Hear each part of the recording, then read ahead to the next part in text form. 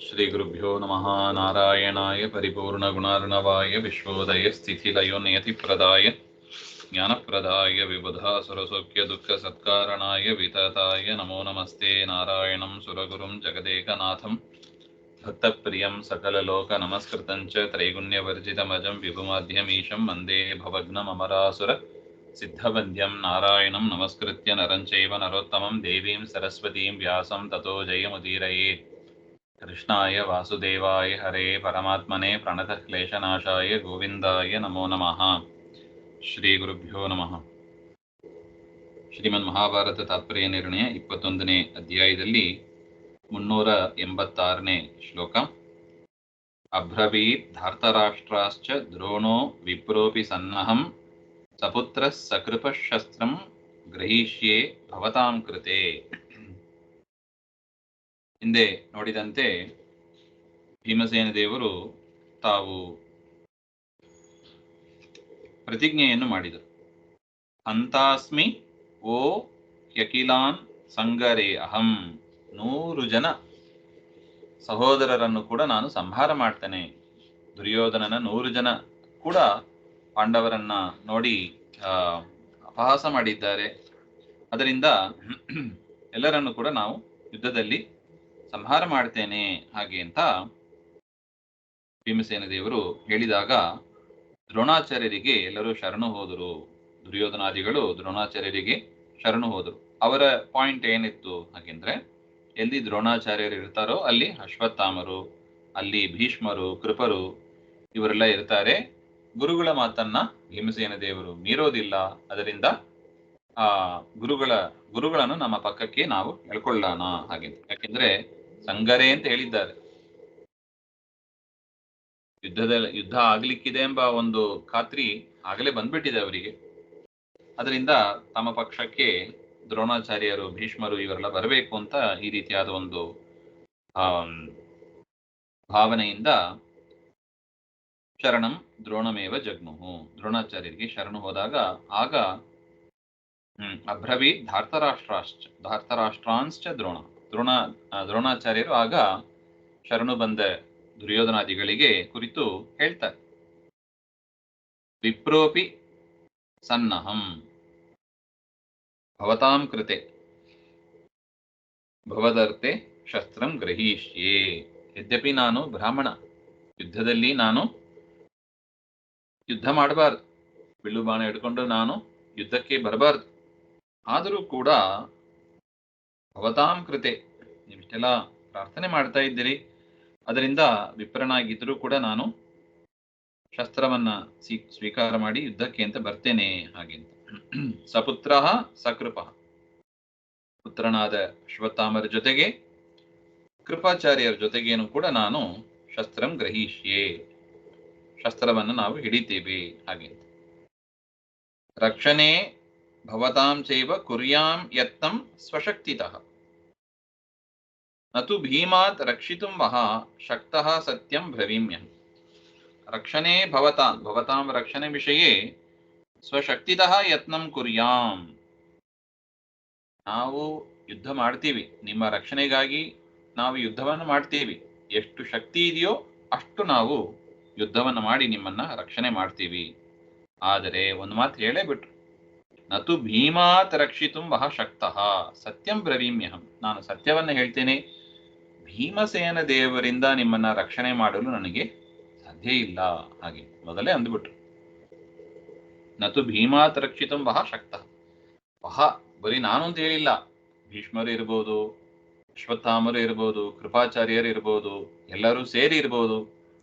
ಭೀಮನಿಂದ ನಿಮ್ಮನ್ನ ರಕ್ಷಣೆ ಮಾಡಲಿಕ್ಕೆ ನಮ್ಮಿಂದ ಆಗೋದಿಲ್ಲ. ಯಥಾಶಕ್ತಿ ಯುದ್ಧ ಮಾಡ್ತೀವಿ, ನಿಮ್ಮನ್ನು ರಕ್ಷಣೆ ಮಾಡುವ ಒಂದು ಪ್ರಯತ್ನವನ್ನ ಯಥಾಶಕ್ತಿ ಮಾಡ್ತೀವಿ ಹಾಗೆ ಅಂತ ಮಾತನ್ನು ಕೊಡ್ತಾರೆ.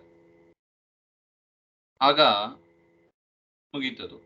ತಥೋ ಯಯುಃ ಪಾಂಡವಾಸ್ತೆ ಸಭಾಯ ವನಾಯ ಕೃಷ್ಣ ಸಹಿತ ಸುಶೂರಾಃ ಗತ್ಯಾನುಚಕ್ರೆ ಯುವ ಸಿಂಹ ಖೇಲ ಗತಿಂ ಭೀಮಂ ಧಾರ್ತರಾಷ್ಟ್ರೋಪಹಸ್ಯ.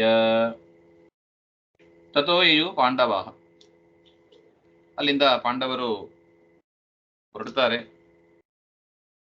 ಸಭಾಯಾಹ, ಆ ಸಭೆಯ ದೆಸೆಯಿಂದ ವನಕ್ಕೆ ಹೊರಡುತ್ತಾರೆ. ಕೃಷ್ಣ ಸಹಿತಾಹ, ದ್ರೌಪದಿ ದೇವಿ ಸಹಿತರಾಗಿ ಸಶೂರಾಹ, ಶೂರರಾದ ಪಾಂಡವರು ಹೊರಟರು.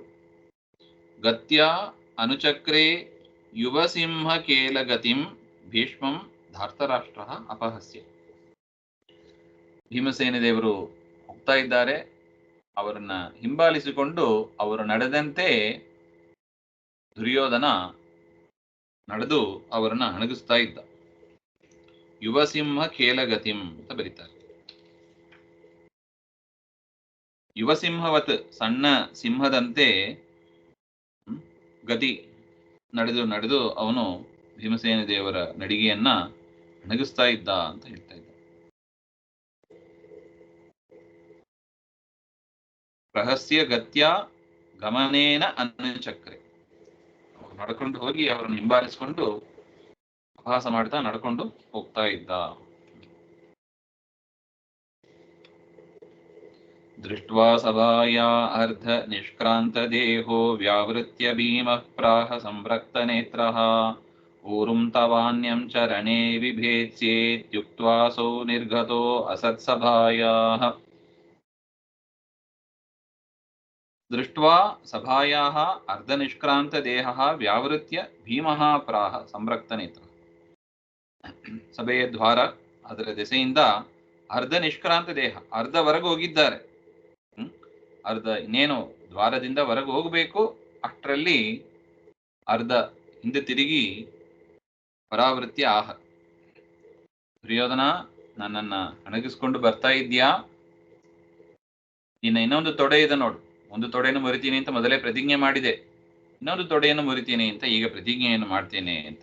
ತವ ಅನ್ಯಂ ದ್ವಿತೀಯಂ ಚ ಊರುಂ ರಣೆ ವಿಭೇತ್ಸೆ, ನಿನ್ನ ತೊಡೆಯನ್ನು ಮುರಿತೀನಿ ಅಂತ, ಇನ್ನೊಂದು ತೊಡೆಯನ್ನು ಮುರಿತೀನಿ ಅಂತ ಹೇಳಿ ಅಸತ್ಸಭಾಯ ಸಕಾಶ ನಿರ್ಗತಃ. ಅಸತ್ಸಭೆ, ದುಷ್ಟರ ಸಭೆ, ಸಜ್ಜನವರು ಇರಲಿಕ್ಕೆ ನಾಲಾಯ್ಕು ಅಂತ ಸಭೆಯಿಂದ ಭೀಮಸೇನ ದೇವರು ಹೊರಗೆ ಹೋದ್ರು ಅಂತ ಹೇಳ್ತಾ ಇದ್ದಾರೆ. ಪ್ರಯಾತನಾನ್ ಅನುತಾನ್ ಕುಂತಿ ಪ್ರಯಯೋ ಪುತ್ರಗೃದ್ಧಿನಿ ರೋರುದ್ಯಮಾನಂ ವಿದುರಃ ಸ್ಥಾಪಯಾಮಾಸ ತಾಂ ಗೃಹೇ ಪ್ರಣಮ್ಯತಾಂ ಯಯುಃ ಪಾರ್ಥಾಃ ಸಕೃಷ್ಣಾಃ ಶೀಘ್ರಗಾಮಿನಃ. ಪ್ರಯಾತಾನ್ ಅನುತಾನ್ ಕುಂತಿ ಪ್ರಯಯೌ. ಪ್ರಯಾತಾನ್, ಹೋಗ್ತಾ ಇರುವ ಪಾಂಡವರನ್ನ ಅನುಸರಿಸಿ ಕುಂತಿದೇವಿ, ಪಾಂಡವರ ತಾಯಿಯಾದ ಕುಂತಿದೇವಿಯು ಕೂಡ ಹೊರಡ್ತಾರೆ. ಯಾಕೆ? ಪುತ್ರಗೃದ್ಧಿನಿ, ಮಕ್ಕಳು ಅಂದ್ರೆ ಬಹಳ ಸ್ನೇಹ, ಮಕ್ಕಳು ಅಂದ್ರೆ ಬಹಳ ಸ್ನೇಹ. ಅದಕ್ಕೆ ಭಾಗವತದಲ್ಲಿ ಬರುತ್ತದೆ ಒಂದು ಮಾತು, ಪ್ರಥಮ ಸ್ಕಂದದಲ್ಲೇ ನಾವು ನೋಡಿದ್ದೀವಿ. ಆ ಪಾಂಡವರ ಮೇಲೆ ಇರುವ ಸ್ನೇಹವನ್ನ ನನಗೆ ಬಿಡಿಸು ಅಂತ ಕೃಷ್ಣನ ಹತ್ರ ಪ್ರಾರ್ಥನೆ ಮಾಡ್ಕೋತಾಳೆ. ಇಲ್ಲೂ ಅದೇ ಹೇಳ್ತಾ ಇದ್ದಾರೆ ನೋಡಿ, ಪುತ್ರಗೃದ್ಧಿನಿ, ಪಾಂಡವರ ಮೇಲೆ ಮಕ್ಕಳು ಅಂತ ಭಾರಿ ಸ್ನೇಹ. ರೋರುದ್ಯಮಾನ ರೋದನಂ ಕುರುವಂತೀಂ ತಾಂ, ಜೋರಾಗಿ ಅಳ್ತಾ ಇದ್ದಾರೆ ಕುಂತಿದೇವಿ, ಇಂತಹ ಒಂದು ಕಟ್ಟ ಬಂದೋಯ್ತಲ್ಲ ನಮಗೆ ಹಾಗೆ ಅಂತ. ತಾನು ಕೂಡ ಪಾಂಡವರನ್ನ ಹಿಂಬಾಲಿಸಿಕೊಂಡು ವನಕ್ಕೆ ಹೋಗಿ ಇರಾಣ ಅಂತ ಹೊರಡುತ್ತಾರೆ. ಆದರೆ ವಿದುರಃ ಸ್ಥಾಪಯಾಮಾಸ ತಾಂ ಗೃಹೇ, ವಿದುರ ಹೇಳ್ತಾ ಇದ್ದಾನೆ, ನೀವ್ ಯಾಕೆ ಹೋಗ್ಬೇಕು, ನೀವು ಹೋಗೋದು ಬೇಡ, ಅತ್ತಿಗೆ ಸ್ಥಾನ, ನೀವು ಹೋಗೋದು ಬೇಡ, ನೀವು ಇಲ್ಲೇ ಇರ್ರಿ ಹಾಗೆ ಅಂತ ಇಲ್ಲೇ ಇಡ್ಸ್ಕೋತಾನೆ. ಅವರು ಕೂಡ ಹೋಗ್ತಾರೆ. ಪ್ರಣಮ್ಯ ತಾಂ ಯಯುಃ ಪಾರ್ಥಾಃ, ತಾಯಿಗೆ ನಮಸ್ಕಾರ ಮಾಡಿ ಪಾಂಡವರು ಸಕೃಷ್ಣಾಃ, ದ್ರೌಪದಿ ದೇವಿಯ ಸಹಿತರಾಗಿ ಶೀಘ್ರಗಾಮಿನಃ, ಬೇಗನೆ ಹೊರಡುತ್ತಾ ಅಲ್ಲಿಂದ ಹೊರಟ್ರು ಅಂತ ಹೇಳ್ತಾ ಇದ್ದಾರೆ. ಯುಧಿಷ್ಠಿರೋ ಅವಾಗ್ವದನೋ ಯಯೌ ನ ಕ್ರೋಧಚಕ್ಷುಷಾ ದಹೇಯಂ ಕೌರವಾನ್ ಸರ್ವಾ ಇತಿ ಕಾರುಣಿಕೋ ನೃಪಃ. ಯಾರು ಹೇಗೆ ಹೊರಟ್ರು ಆ ಸಭೆಯಿಂದ ಅಂತ ಹೇಳ್ತಾ ಇದ್ದಾರೆ. ಯುಧಿಷ್ಠಿರ ಅವಾಗ್ವದನ, ಯುಧಿಷ್ಠಿರ ತಲೆ ಮುಖ ಕೆಳಗೆ ಮಾಡಿಕೊಂಡು ನಡೆದ. ಯಾಕೆ? ನ ಕ್ರೋಧಚಕ್ಷುಷಾ ದಹೇಯಂ ಕೌರವಾನ್ ಸರ್ವಾನ್, ಈ ಕ್ರೋಧಭರಿತವಾದ ಮುಖದಿಂದ ನಾನು ನೋಡಿದ್ರೆ ಆ ಕೌರವರು ಎಲ್ಲರೂ ಸುಟ್ಟು ಹೋಗ್ತಾ ಇದ್ರು, ಸುಟ್ಟು ಹೋಗರು. ಅದರಿಂದ ನಾನು ಇವರನ್ನು ನೋಡೋದಿಲ್ಲ ಅಂತ ತಲೆ ಕೆಳಗೆ ಮಾಡಿ ನಡೆದೋದ ಅಂತ ಹೇಳ್ತಾನೆ. ಕಾರುಣಿಕ ನೃಪ, ಅಷ್ಟು ಕರುಣೆ. ಆ ಸಂದರ್ಭದಲ್ಲೂ ಕೂಡ ಯಾರಿಗೂ ಏನು ಆಗಬಾರದು ಅಂತ ಆ ಧರ್ಮರಾಜ ಅವನ ಪ್ರವೃತ್ತಿನೇ ಹಾಗೆ ಹೋಗ್ತಾ ಇದ್ರು ಅಂತ.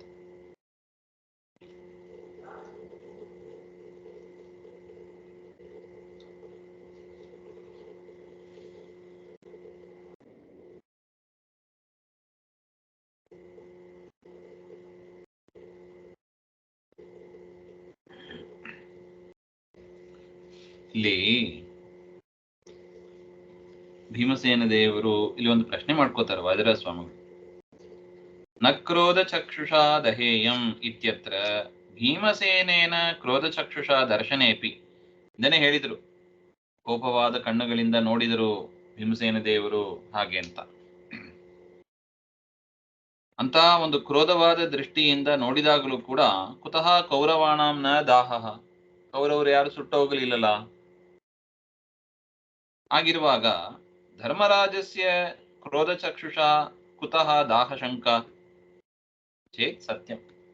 ಆಗಿರುವಾಗ ಧರ್ಮರಾಜ ತಲೆ ಬಗ್ಗಿಕೊಂಡು ನಡ್ಕೊಂಡು ಹೋದ. ಯಾಕೆಂದ್ರೆ ತನ್ನ ಕ್ರೋಧವಾದ ಒಂದು ಚಕ್ಷುಸ್ಸಿನಿಂದ ಕೌರವರು ಸುಟ್ಟೋಗಬಾರದು ಎನ್ನುವ ದೃಷ್ಟಿಯಿಂದ. ಹಾಗೆ ಅಂದ್ರೆ ಭೀಮಸೇನ ದೇವರು ನೋಡಿದ್ರು, ಕೋಪದ ದೃಷ್ಟಿಯಿಂದ ನೋಡಿದರಲ್ವಾ, ಆಗ ಕೌರವರು ಸುಟ್ಟೋಗ್ಲಿಲ್ಲ. ಅಲ್ಲಿ ಆ ಪ್ರಶ್ನೆ ಮಾಡ್ಕೊಂಡಿಲ್ಲ, ಇಲ್ಲಿ ಮಾತ್ರ ಈ ಶಂಕೆ ಯಾಕೆ ಬಂತು ಅಂತ ಒಂದು ಪ್ರಶ್ನೆ.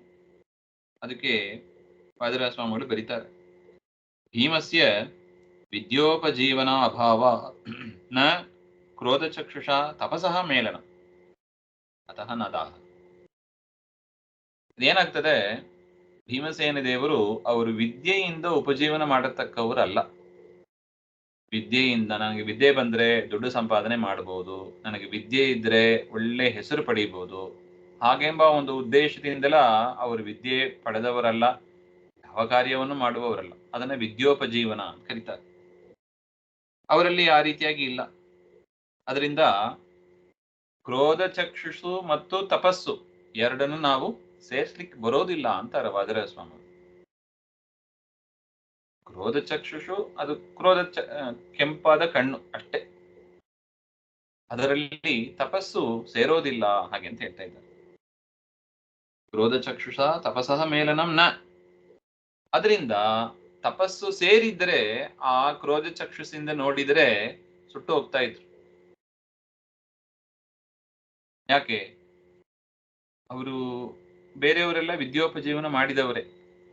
ಯುಧಿಷ್ಠಿರ ಎಲ್ಲ ತಾನು ಬದುಕಬೇಕು ಎಂಬ ಅದಕ್ಕಾಗಿ ತನಗೆ ಗೊತ್ತಿದ್ದ ವಿಷಯಗಳನ್ನೆಲ್ಲ ಇನ್ನೊಬ್ಬರಿಗೆ ಹೇಳ್ತಾ ಇದ್ರು, ತನ್ನ ಪ್ರಾಣ ಉಳಿಬೇಕು ಅಂತ. ಯಕ್ಷ ಪ್ರಶ್ನೆ ಇತ್ಯಾದಿ ಮುಂದೆ ಬರುತ್ತದೆ.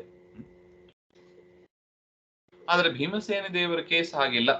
ಅವ್ರು ಏನೇ ಇರ್ಲಿ ನಮಸ್ಕಾರ ಮಾಡಿ ನಾನು ಶಿಷ್ಯ, ಪಾಠ ಹೇಳಿಕೊಡಿ ಅಂದ್ರೆ ಹೇಳಿಕೊಡ್ತಾರೆ ಹೊರತು ತಾನು ಬದುಕಬೇಕು, ತನಗೆ ಕೀರ್ತಿ ಬರಬೇಕು ಹಾಗೆಂಬ ಒಂದು ಸ್ವಾರ್ಥದ ಒಂದು ದೃಷ್ಟಿಯಿಂದ ಎಂದಿಗೂ ಕೂಡ ತಮ್ಮ ವಿದ್ಯೆಯನ್ನ ಬಳಸುವವರಲ್ಲ.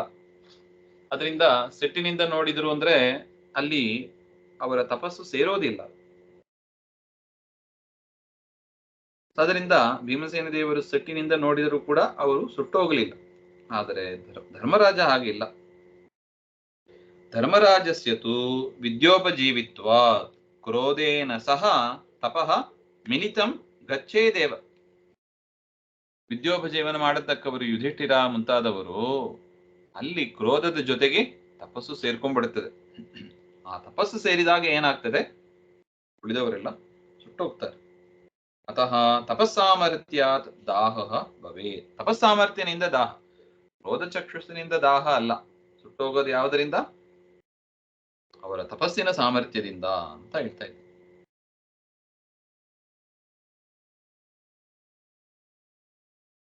ಅದು ಹೇಗೆ ಇದು ಅಂದ್ರೆ ಒಂದು ದೃಷ್ಟಾಂತ ಕೊಡ್ತಾರೆ ನೋಡಿ ವಾದಿರಾಜ ಸ್ವಾಮಿ. ಯಥಾ ಹಂಸಸ್ಯ ನೀರಂ ವಿಹಾಯ ಕ್ಷೀರ ಮಾತ್ರ ಆದಾನೆ ಶಕ್ತಿ ಅಸ್ತಿ. ಒಂದು ಹಂಸ ಪಕ್ಷಿಗೆ ಯದ್ಯಪಿ ಒಟ್ಟಿಗೆ ಇರ್ತದೆ, ಅದು ಹಾಲು ನೀರು ಎರಡು ಒಟ್ಟಿಗೆ ಇರುತ್ತದೆ, ಆದರೂ ಕೂಡ ಹಾಲನ್ನು ಮಾತ್ರ ಗ್ರಹಿಸುವ ಒಂದು ಸಾಮರ್ಥ್ಯ ಇರುತ್ತದೆ ನೋಡಿ. ಕ್ಷೀರ ಮಾತ್ರ ಆದಾನೆ ಶಕ್ತಿ ಅಸ್ತಿ ತಥಾ ಭೀಮಸೇನ ದೇವರು ಹಾಗೇನೆ. ತಪಃ ಸಂಕಲಯ್ಯ ಕೇವಲಂ ಕ್ರೋಧಮೇವ ಕರ್ತುಂ ಶಕ್ನೋತಿ. ಕ್ರೋಧ ತಪಸ್ಸನ್ನು ಸೇರಿಸದೆ ಕೇವಲ ಸಿಟ್ಟು ಮಾಡುವ ಒಂದು ಸಾಮರ್ಥ್ಯ ಅವರಿಗೆ ಇದೆ. ಬೇರೆಯವರಿಗೆ ಹಾಗಿಲ್ಲ. ತಪಸ್ಸು ಸಿಟ್ಟು ಎರಡು ಸೇರ್ಕೊಂಡು ಬಂದ್ಬಿಡುತ್ತದೆ. ಆದರೆ ಭೀಮಸೇನ ದೇವರು ಹೇಗೆ ಹಂಸ ಹಾಲು ನೀರು ಬೆರೆಸಿಟ್ರೆ ಹಾಲನ್ನು ಮಾತ್ರ ತೆಗೆದುಕೊಳ್ಳುತ್ತದೆ, ಅದೇ ರೀತಿಯಾಗಿ ಭೀಮಸೇನ ದೇವರು ತಪಸ್ಸು ಮತ್ತು ಕ್ರೋಧವನ್ನ ತೋರಿಸಿದ್ರೂ ಕೂಡ ಅದರಲ್ಲಿ ತಪಸ್ಸು ಸೇರದಂತೆ ತಡೆಯುವ ಒಂದು ಸಾಮರ್ಥ್ಯವನ್ನ ಅವರು ಪಡ್ಕೊಂಡಿದ್ರು ಅಂತ ಹೇಳ್ತಾರೆ. ಆ ವಿಶೇಷ ಶಕ್ತಿ ಇತ್ತು. ಅದರಿಂದ ಆ ರೀತಿಯಾದ ಒಂದು ವಿವೇಚನ ಶಕ್ತಿ ಧರ್ಮರಾಜನಲ್ಲಿ ಇಲ್ಲ. ಅದರಿಂದ ಧರ್ಮರಾಜ ಕ್ರೋಧಯೇವ ದಾಹಾಶಂಕ, ಧರ್ಮರಾಜನ ಸಿಟ್ಟಿನಲ್ಲೇ ಆ ಸುಟ್ಟೋಗ್ತಾರೆ ಎಂಬ ಒಂದು ಸಂಶಯ ಬರುತ್ತದೆ ಹೊರತು ಭೀಮಸೇನ ದೇವರ ಸಿಟ್ಟಿನಿಂದ ಸುಟ್ಟೋಗ್ತಾರೆ ಎಂಬ ಒಂದು ಸಂಶಯ ಬರೋದಿಲ್ಲ ಅಂತ ಅದ್ಭುತವಾದ ಒಂದು ವಿವರವನ್ನ ಗುರುಗಳು ನಮಗಿಲ್ಲಿ ತಿಳಿಸಿಕೊಟ್ಟಿದ್ದಾರೆ.